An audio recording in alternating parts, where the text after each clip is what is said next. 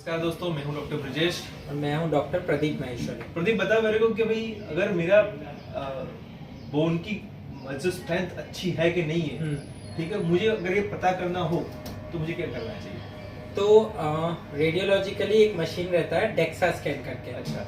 तो वो एक फॉर्म ऑफ एक्सरेज रहता है जो प्रिडोमिनेंटली बोन्स को पता करता है कि बोन्स का स्ट्रेंथ कितना स्ट्रांग है या नहीं। तो मतलब अगर मेरा डेक्सा स्कैन किया जाए तो मेरे बोन की स्ट्रेंथ अच्छी है कि नहीं, पता चल वो जाएगा? डेक्सा स्कैन से पता चल जाता है। अच्छा। ओके, अब वो डेक्सा स्कैन कौन सी कंडीशंस में आप रिकमेंड करते हो पेशेंट्स को? भाई जिसको लगता है कि उसकी हड्डियां कमजोर है उसको करना चाहिए। ओके। ये अपने खुद का सब्जेक्टिव है। ओके। लेकिन फिर भी अगर मेडिकल के पूछा जाए डॉक्टर के हिसाब से, ओके। तो जिन लोगों को जल्दी फ्रैक्चर होते हैं, जल्दी फ्रैक्चर होना मतलब कि उसकी स्ट्रेंथ कम है। ओके।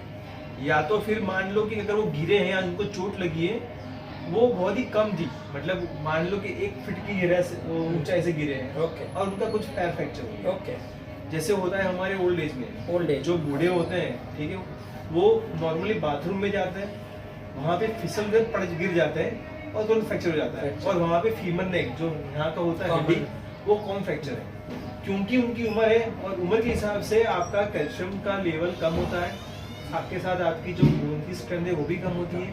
तो जिनको ओल्ड एज है, ठीक है, जिनको लगता है कि उनको बहुत कम चोट लगने से भी उनका बोन फ्रैक्चर हो जाता है, या तो फिर जिनको लगता है कि आपके नॉर्मली भी अगर 40 साल की उम्र आपकी हो रही है तो आपको एक बार ओके डेक्सा स्कैन कराना चाहिए, उससे आपकी बोन स्ट्रेंथ आपको पता चलेगी। ओके ओके सर, और मतलब ओल्ड एज में तो समझ सकते हैं कि चलो आपका कैल्शियम कम है और वो सब कम है।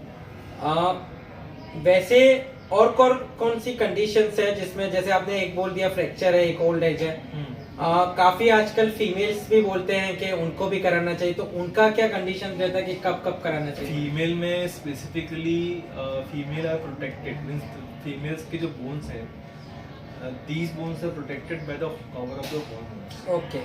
ठीक है, तो जिन लोगों का अर्ली मेनोपॉज आ गया है, ओके। जिन लोगों ने हिस्टेरेक्टोमी करवा ली है, ओके। या तो फिर किसी भी वजह से उनका हार्मोन जो पैकअप है वो चला गया है, इन लोगों को, एंड अदर आजकल तो मेरे ख्याल से जो स्ट्रेस होता है, जो हमारी जो खाने पीने का भी जो है, उसमें भी वो हार्मोन इतने होते हैं इम्बैलेंस, कि उसकी वजह से भी आपका हार्मोन कवर कम होने की वजह से आपकी बोन की जो क्षमता है, जो आपकी जो स्ट्रेंथ है वो कम हो जाती है। तो Okay. इन लोगों को नॉर्मली मेनोपॉज के बाद तो हर एक को बोन की ताकत कमी हो जाती है। ओके। अगर अर्ली हो जाए तो आपको अर्ली करा, तो इन लोगों को जरूरत पड़ती है कि वो लोग जल्दी करा सकते हैं।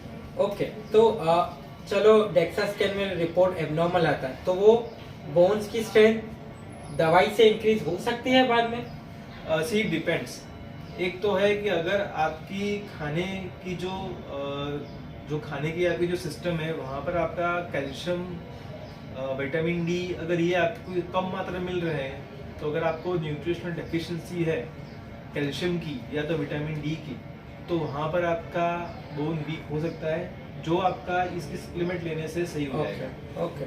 लेकिन और जिन लोगों को मेनोपॉज हो चुका है, उनको अगर प्रिवेंट करना हो तो वो भी हार्मोन्स जो ओसिपिल्स आती हैं या तो हार्मोन्स आते हैं, अगर वो हार्मोन्स लेंगे तो भी उनकी बोन की स्ट्रेंथ उनकी बनी रहेगी। ओके। तो ये करोगे तो मतलब तो आपकी बोन की स्ट्रेंथ इतनी अच्छी हो जाएगी कि शायद आपका बोन फ्रैक्चर ना हो।